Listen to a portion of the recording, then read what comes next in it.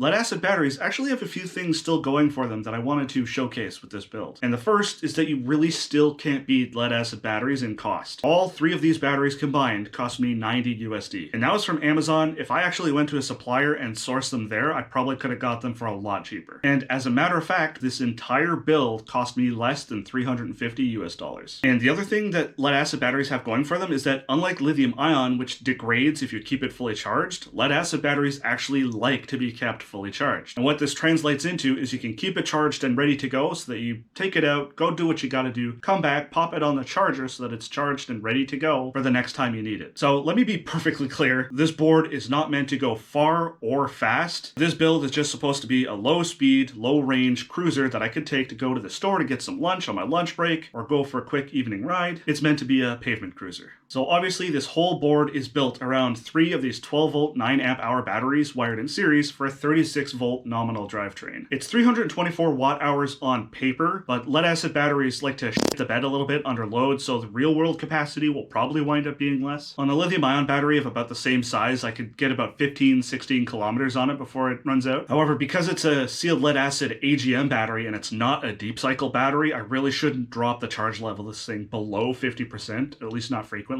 So I'm actually probably looking at a normal everyday use range of about 5 kilometers without risking serious degradation to the battery. The most interesting part about this build is probably the custom 3D printed battery crate that I made to house the batteries. This is what 4.5 days of 3D printing and almost 2 full rolls of filament looks like. It's 3D printed completely solid and intentionally built to be quite thick and robust in order to house the high weight of the lead acid batteries no matter what orientation the board's in. And I added 4 tie-down points for some paracord to keep the batteries in place so that even when the board's upside down, the batteries stay secure. You'll notice how professionally I mounted the ESC, the power switch, the charge port, and the battery connector. And because lead acid batteries aren't all that great at how much current they can put out, I limited this to just a single belt drive motor. It's literally the single belt drive kit from DIY eBoard. And the deck is just the cheapest drop-down deck I could find on Amazon. I don't have the greatest confidence in its long-term durability. And because this whole build is meant to be low speed and I'm not really doing anything too crazy with it,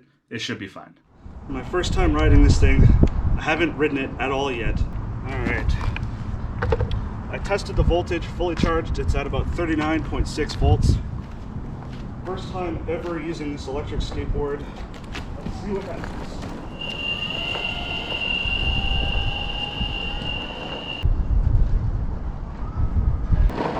And braking test.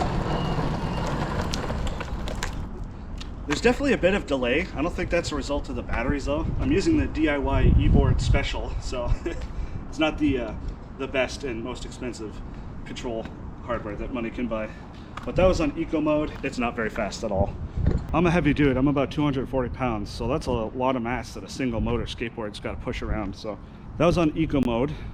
Let's actually take off and go on a bit of a range test here and put it through its paces. My left turns are a little bit hampered because me and my infinite wisdom decided to use a drop-down deck with a motor mount that sits on the inside of the deck. As you can see, I don't have the greatest amount of clearance in between the deck and the motor mount.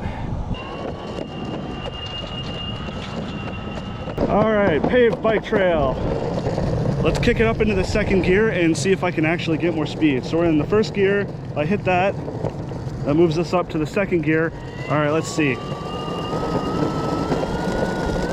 Oh yeah, it's got a little bit more pep in its step. I think it's limited by acceleration, but not by speed. I think it just needs a longer amount of time to get up to speed, right? Like I'm cruising right now.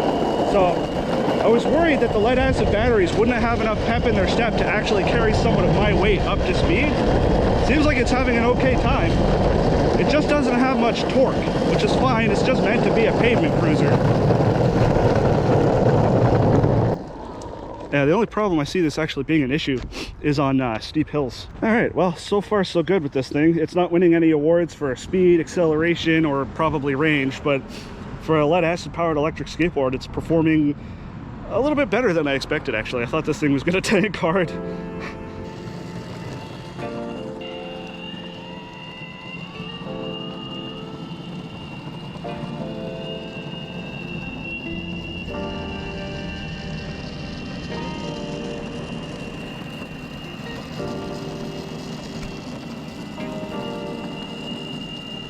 All right, let's kick it into the highest gear. This will really abuse the lead acid batteries.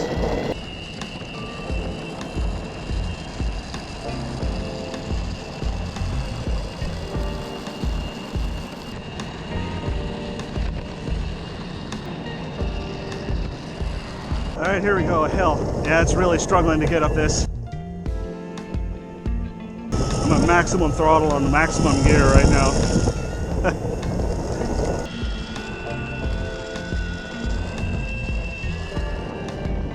We managed to crest that hill without having to stop.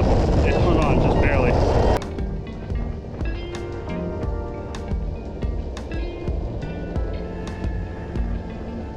This hill, I don't think the board will be able to go up. I think it's gonna fail.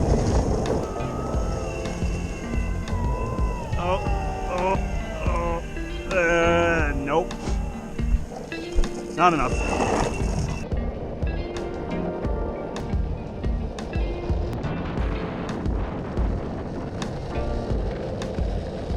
Yeah, we're on an uphill now and the board is really struggling. Made it back without running out of power, even managed to go up a couple hills. And I just checked the GPS, we did almost 6.5 kilometers. Wow, we're still measuring 38 volts. Are you serious?